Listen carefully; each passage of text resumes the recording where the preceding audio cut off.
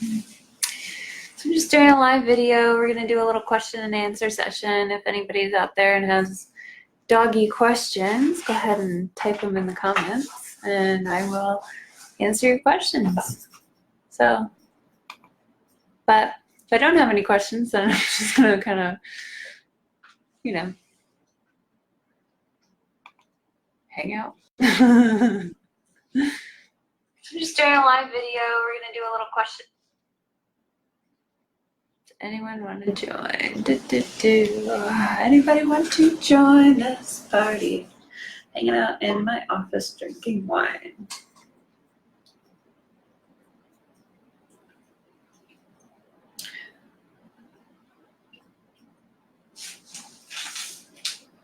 I guess I should probably make an event for these type of things. I do have one watcher. Do you have any dog questions? Sammy the dog trainer is here answering dog questions. 2 people. Anybody have a dog question? Questions about dogs. I just did a podcast recently about why does my dog do certain things, and it was pretty fun. So if you have a chance and want to check out my podcast, that's fun. It's the Sammy the Dog Trainer podcast. I think one of the things that we covered on the podcast was, why does my dog turn in circles before they go to the bathroom? Which was fun.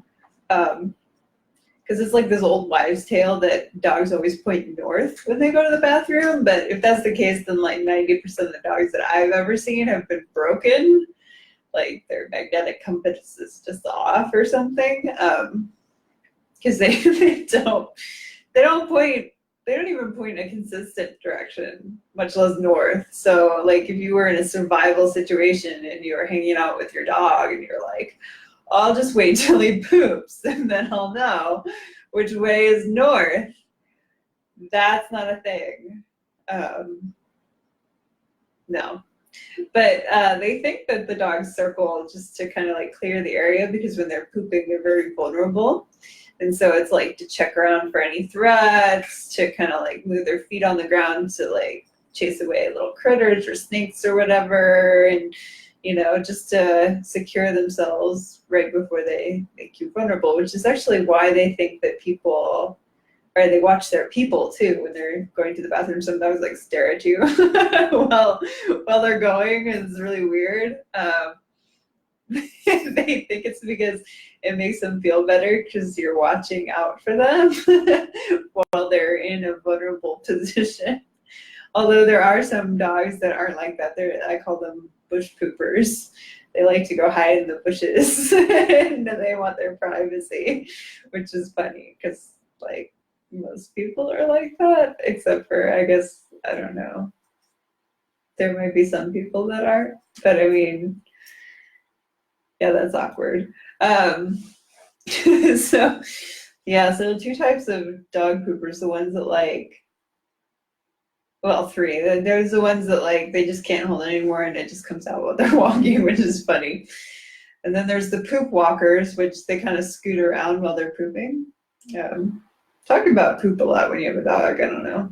I think it's the same with kids. My friend Desi and my friend Cincy both just had babies in the last year or so. And a lot of poop talk. Yep. A lot of concern over poo. It's a thing. So pet parents, I guess, are the same way. So, there's the poop walkers. There's the bush poopers. There's the magnetic north ones that don't exist. And that's what the podcast is about. You can type your little comments in here. I'll hang out for a little bit and see if anybody has any dog training questions. It would help if I'd use the right keys when I was typing. Write your dog questions here. Yes, I realize there's a cat behind me. We are equal opportunity creature lovers here at Camp Sammy. Yeah. This is PJ. PJ the kitty. He's actually one of my tax write-offs because I use him as a training tool. I do. I use him as a training tool.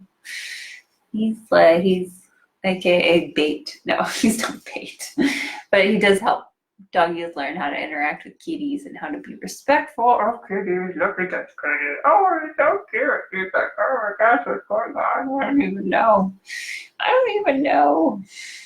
Oh, so, yeah, I was live with my friend Merge, and then it didn't work out too well, like combining the screens. And then we were on Twitch, which is like a gamer site, but they just opened up to other things. So I don't know. That was a thing. So everybody, let me know your dog questions. Can dogs and cats get along? Yes, they can, because I have a dog and here's a cat. Yes. There are some dogs that just have like a really high ingrained prey drive, and they're not entirely trustworthy around cats. So I think it's good to get the advice of a trainer if you're gonna start combining households with kitties and doggies, just because, you know, you want everybody to be safe. Oh, yes, DJ the kitty agrees. But yeah, you can teach your dogs. I start off with respect the kitty by teaching them to leave the kitty alone, and then eventually, once the kitty initiates safe interaction, then you start to let them kind of realize, oh, cool, we got a question. How do you get your 1-year-old to stop barking at everything, especially the older dog? Ooh, barking. So you can do it command-based, or you can passively correct it. So what I mean by passively correct is you can put a non-shocking bark collar on the puppy or the dog. She's 8-year-old, so she's still pretty much a puppy. And what it does is it detects barking and it gives them a warning beep or two, and then it vibrates and it like weirds them out and they stop barking. So that's the passive way to get them to stop barking. Although I like to couple it with an active way, which is teaching them quiet. So when I give a dog a command, I have a very distinct command voice. I say quiet, very enunciated, that way they know.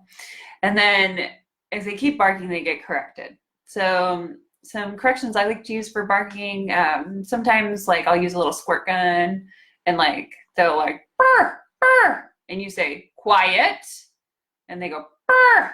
Then you go no, and you spray them with a squirt gun. You can also try pet corrector or like a computer duster. Like it's just compressed air. It makes a sound. I like sound corrections a lot. Some trainers are like, oh, it's not nice to scare your dog, but sometimes you can't break them out of that zone that they're in. You know, that crazy like rah rah rah rah zone. And the only way that you can do that is through like a loud sound of some kind. And the pet corrector makes like a sound, only louder. It's like Caesar Milan in a can. It's like super Caesar in a can, which is nice because we can't all be as awesome as Caesar Milan. So they'll go burr, burr, and I say no, quiet, and they're like, and then you're like, oh, good, quiet, you did it, very good, oh, yay. And then they start to get the idea, oh, that's what that means. Quiet means I stop barking, and then all the good things happen. So that's how you turn a negative situation into a positive situation where they can earn rewards. So that's the command version, or the active version of correcting is you teach them quiet. So she's barking at the older dog, burr, burr, and you say quiet. And eventually she'll go, and you'll go, yay! And there won't be any corrections because she'll just do it, and you'll be happy, and she'll be happy, and everybody will be happy. Or there are actually like a couple other passive methods that, I don't know, the bark collar works pretty well. I don't use the shocking ones because the problem with that is like, they go woof, and then they get shocked, and they go ape, and then they get shocked, and they go ape, and then they get shocked, and it's terrible. So yeah, try and avoid that. But the non-shocking ones, they vibrate and it doesn't hurt, so that's okay. I don't leave it on them all the time because I don't think it's fair to take their voice away all the time, and you can kind of create like weird psychological issues if you like make your dog take a vow of silence. But for sometimes it's cool. Like I put one on my dog when it's like later at night and I don't want him to like start barking and wake up the neighbors, because he saw roofers on my neighbor's roof a couple months ago, and now he's convinced that if it's dark and he can't see up there, they're up there, or they might be. So he better bark and do his due diligence because he's a shepherd and shepherds are helpers. Yay. So he gets to put on his little passive, bark collar with the non-shocking bark collar when it's like past like 10 or 11 at night. They make these things called bark boxes.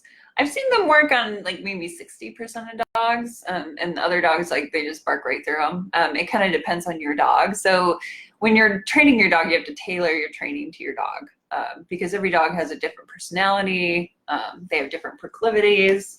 Oh, bye, kitty. So the bark box, what it does is it detects barking and it emits an ultrasonic sound kind of in reply. And the ultrasonic sound we can't hear, but the dog can, and they kind of don't like it. It's not painful per se, but it's just kind of abrasive, and they're like, oh, I don't like that. So then they stop barking because they realize, oh yeah, every time I bark, this abrasive sound happens and I don't like it, so I'm gonna stop. So that's another thing. You can get all these things on Amazon, or if you're like feeling super generous, you wanna go to my website, which is sammythedogtrainer.com. Did I spell that right? I did. SammyTheDogTrainer.com. If you click on any of the Amazon links, there's like a recommended products page there. There's some like free podcasts and all kinds of like online courses and free articles and cool stuff. But it has recommended products, and there's all kinds of links to Amazon there. If you click on Amazon and you buy anything through Amazon, then I get an affiliate thing. It doesn't cost you anything. Costs Jeff Bezos money. But yeah, if you like feel generous and want to do your online shopping through my website and just like click through there, and like that'd be cool. That's kind of awesome. But yeah, those are the two methods that I would do. Now, if you have an older dog and a younger dog, it's nice to teach the older dog or the younger dog to leave it. So basically, leave it is ignore the thing. So the way I start teaching the word leave it is I have a treat and I put it on the ground. And when they try and get it, I say, nope, leave it. Now, if they don't, then they get corrected with the little air thing, which, works for most dogs. But I mean, you have to kind of experiment. Like your dog might be a boat horn dog, and some dogs are like completely terrified of the little air thing. So maybe like a squirt gun is a little bit better, or just like a little clap. Don't hit them. Don't hit dogs. Dogs don't hit each other. It's not humane. It's not effective. So they don't really understand it. So it's not a thing. But like maybe clap. Nope. Leave it. And then you reward them when they actually turn away and kind of look away and ignore the treat that's on the ground, because then you're creating the habit of, you don't want to create the habit of, oh, I'm waiting for the thing. I'm waiting for the thing. I'm waiting for the thing. No, because then they're keyed on whatever it is, and you don't want them keyed on whatever it is, because you want them to eventually use the command leave it for your older dog.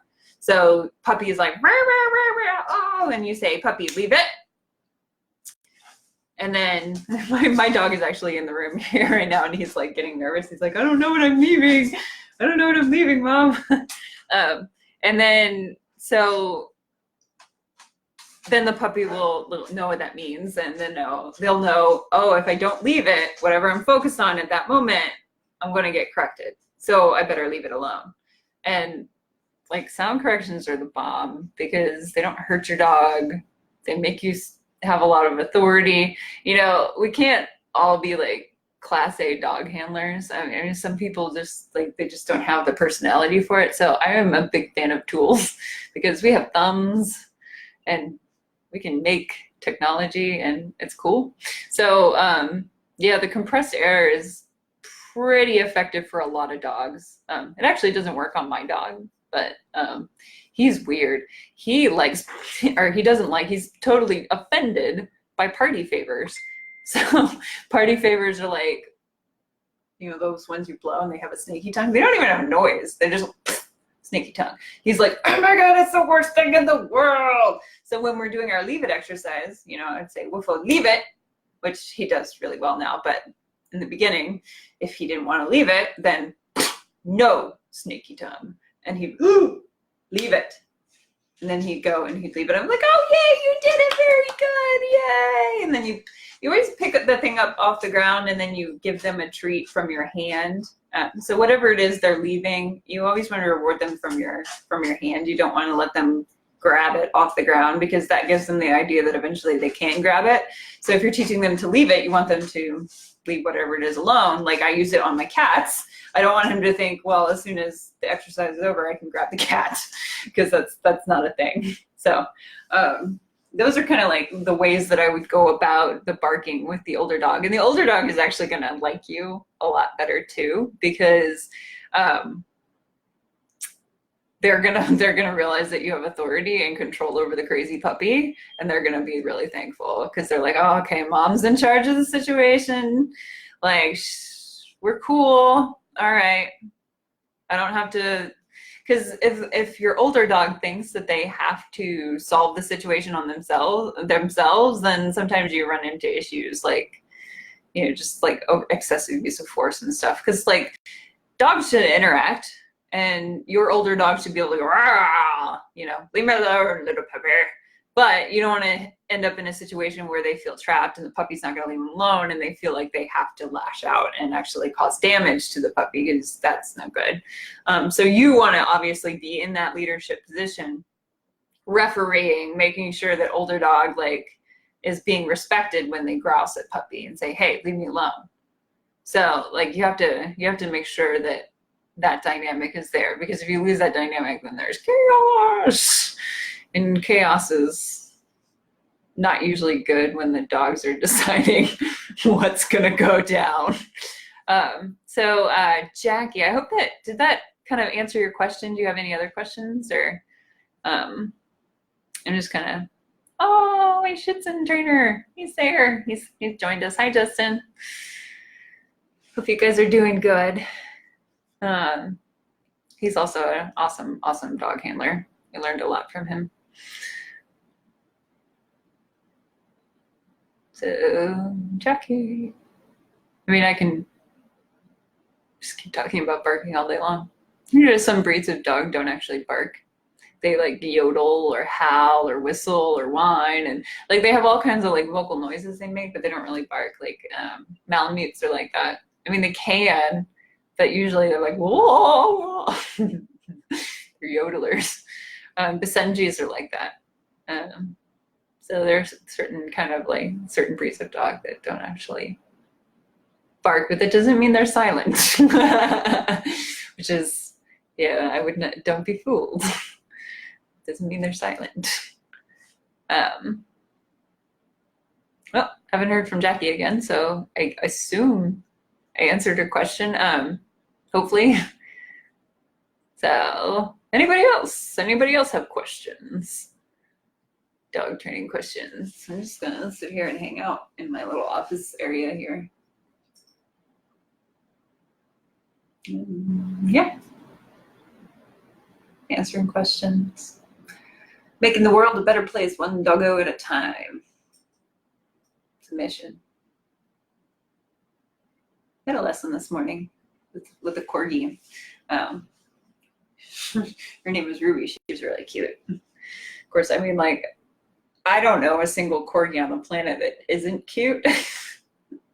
So, I mean, yeah, she was fun. She just needed a little extra obedience. She was really smart. You can tell just from the way she was like interacting. And it was funny because she was a show winner, and she comes from like a very prestigious line of corgis, and she watches TV, and she was watching, I think it was Westminster or Crufts, one of the two, and her her father dog, was on the TV. And so her owner got a picture of her watching her dad on TV. And it was like the coolest thing ever. I'm like, oh my gosh, that's cool.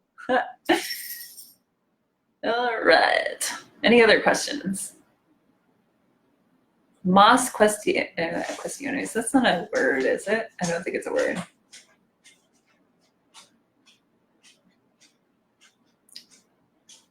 It's domande in Italian.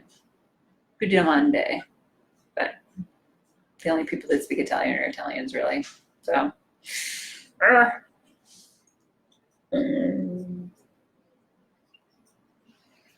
didn't talk about my daycare dogs that I had here today. They were cool. It was Rocky and Rocket.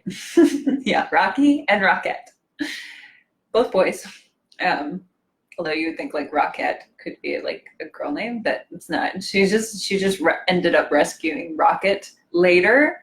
And it's funny because they're almost the same dog, except for Rocket's a little bit younger and he's stripy.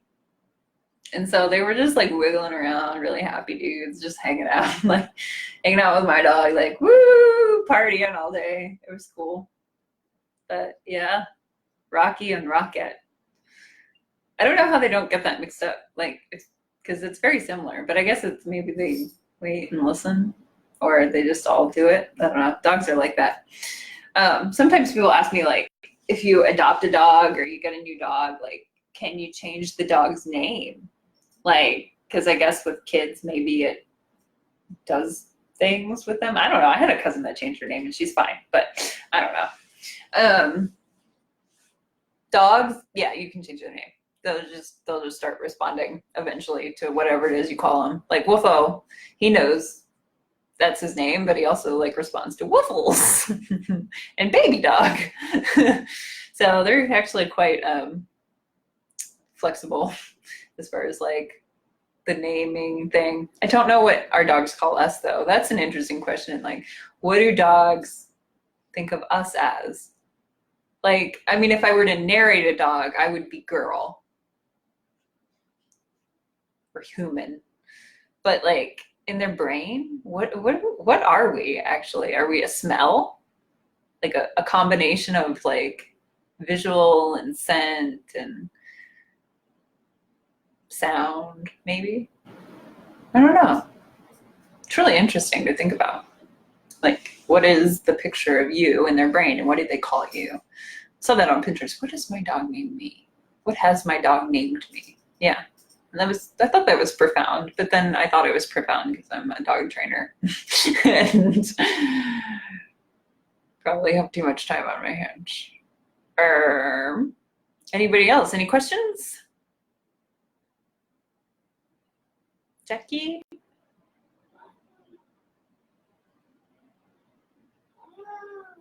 Now, just to recap a little bit what we told Jackie, we told her about quiet, the command, leave it. So 2 commands, quiet and leave it. And then we also talked about a couple passive ways of correcting barking, the bark box and the non-shocking bark collar. Yeah. So I'm gonna hang out here a little bit longer, I guess. See if anybody else comes up with a question. If you got your question answered or you just feel nice and generous, you can donate to the PayPal me thing up there. If not, yeah. I will charge you when I come to your house for lessons because you can hire me to come to your house.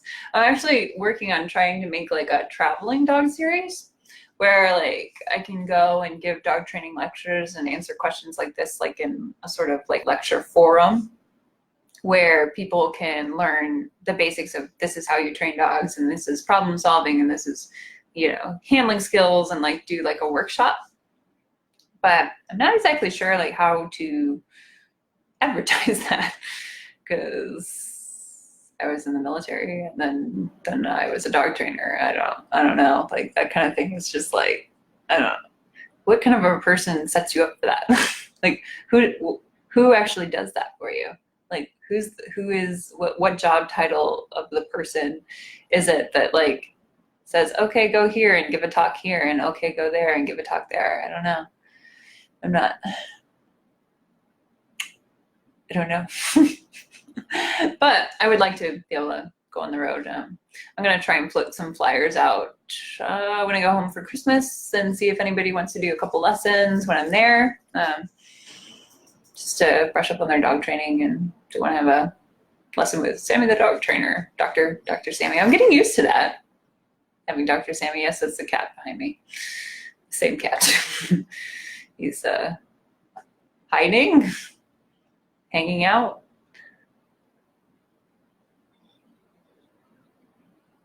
It just looked like I had a tail for a second.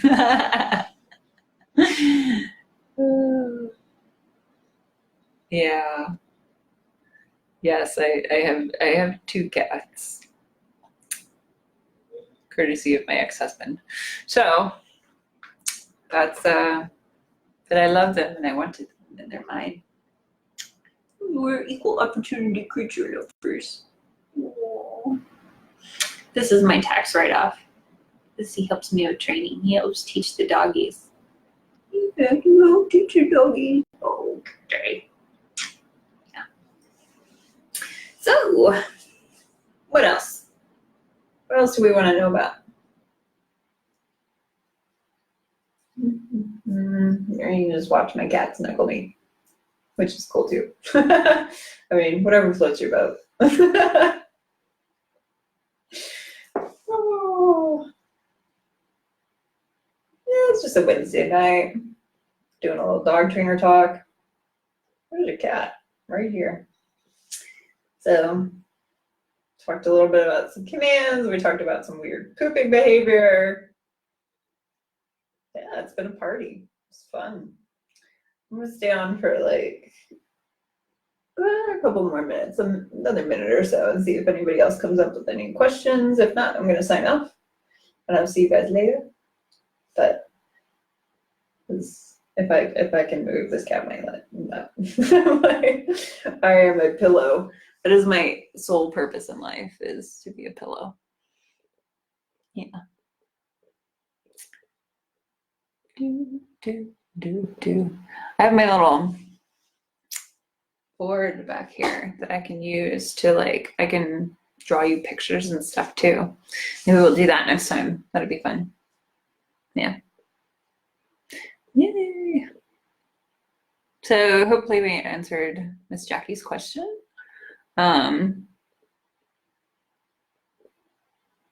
Yep, barking. Dogs bark a lot. But I mean, I talk a lot, so I can't really judge. What else? What else do you guys want to know about? You want to know why dogs eat poop? Because I talked about that in my podcast. It's fun. No? Nobody wants to know that? Yeah, it's gross. It's pretty gross. It's like dog form of pica.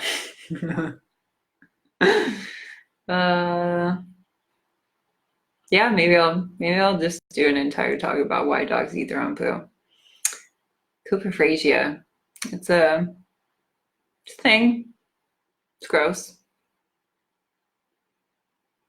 But don't really have too many people on right now, so they're not protesting that I'm talking about dogs eating their own poo.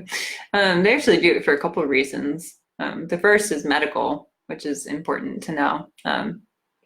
So when a dog ingests its own poop, sometimes it's because they have malabsorption issues. So the lining of their intestines or guts is not absorbing the proper nutrients correctly, and they have to be put on a special diet. And so it's very much a veterinary medical issue. Sometimes it's just they need a vitamin or they're missing something in their diet. Now, those are kind of the medical reasons that a dog might start eating poo. Behaviorally, they could have once had a medical issue and then they start eating poo, and then their medical issue, they feel better and they're like, oh yeah, I feel better because I ate poo, so I'm just going to keep eating poo. Because whenever you have a behavior and it happens over and over, it becomes a habit, and once the habit is reinforced, it becomes a behavioral condition. And you really don't want your dog conditioned to eat its own poo. Sometimes dogs start eating their own poo because they were so traumatized by being corrected for pooing in the house that they're like, oh my God, I'll clean it up. Ah! So you have to kind of assess your dog's personality and make sure you're not like gonna traumatize them with your housebreaking methods, because you could be making them problem worse. I actually have an online course on how to housebreak your dog, so if you're curious about that, you can look that up on my website. And then sometimes like a dog's just like, they're hungry and they're like, oh, I ate my poo and now I'm not hungry. Oh, cool, do it again. Oh, cool, do it again. Oh, cool, do it again. And they condition themselves into a behavioral cycle, which is like, gross. Sometimes like dogs that have been in like a puppy mill, for instance, like that's the only way that they can keep their area clean is by eating their own stuff, which is gross. That's like don't even get me started on puppy mills. I could rant. I was visiting my parents and we went to their pet store to get some food and there were puppies for sale there and they were not healthy and I was pissed. I was like, there's no way in hell I'm gonna buy any food here. Oh, Jeez Louise, I can't believe it. I mean, like, it's still happening. It's still happening. Like, what the hell? How is it we have not gotten past the point where, okay, kitty wants down, where this is like a thing, where puppy mills are a thing. It's just, come on. Don't. If you're gonna buy a dog, buy it from a breeder, a responsible breeder.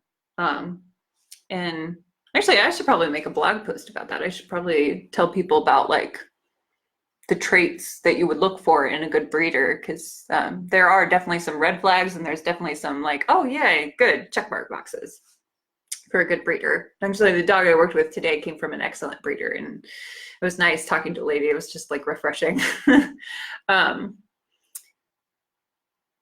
So yeah, correcting the eating of the poo. They make co-prepared treats that make the poo supposed to be unedible. You can walk around and sprinkle their turds with like cayenne pepper or something. I think that's kind of weird, but you can. Usually I just tell people to clean it right up, because if they don't have the opportunity to eat their poo, then they won't eat their poo, and then not eating their poo becomes their new habit. Which is how you break a lot of behavioral cycles, is you just take away their opportunity to do the behavior. Yeah, and it makes your yard clean. So it's like bonus points, I guess. So anyway, yeah, we talked about a lot of stuff today. Actually, I just yammered at you and I answered one lady's question. Awesome. So if you felt like you benefited from me talking at you, me and my cat talking at you, there's a link to my PayPal out there. You can be nice, or you can not. It's okay. I'll just take it out on my daycare people. I'm just kidding. I won't. No, I actually charge like really reasonable prices, like even for the Tampa Bay area, because there's so many people that need help with their dogs and they can't afford thousands of dollars to train their dogs. They just can't. I wouldn't like, like, so I charge like really reasonable rates. So say you help me out. No, I'm just kidding. Yeah, and I have a doctorate, which my dissertation is on police canines, but now I realize I have to pay back my doctorate. And I'm still just a dog trainer. Oh no. So there's that link. Yeah. Anyway, it was fun chatting at you guys this evening. Nice rainy evening, a little cozy. Got my sweater on. It's like pumpkin spice season. I'm all excited about it. It's cool. So you guys have a good rest of your evening, and I'm going to end this little video here as soon as I find where my mouse is. Yeah. All right. Well, I'm Dr. Sammy, the dog trainer, and I hope you guys have a great rest of your evening. Bye.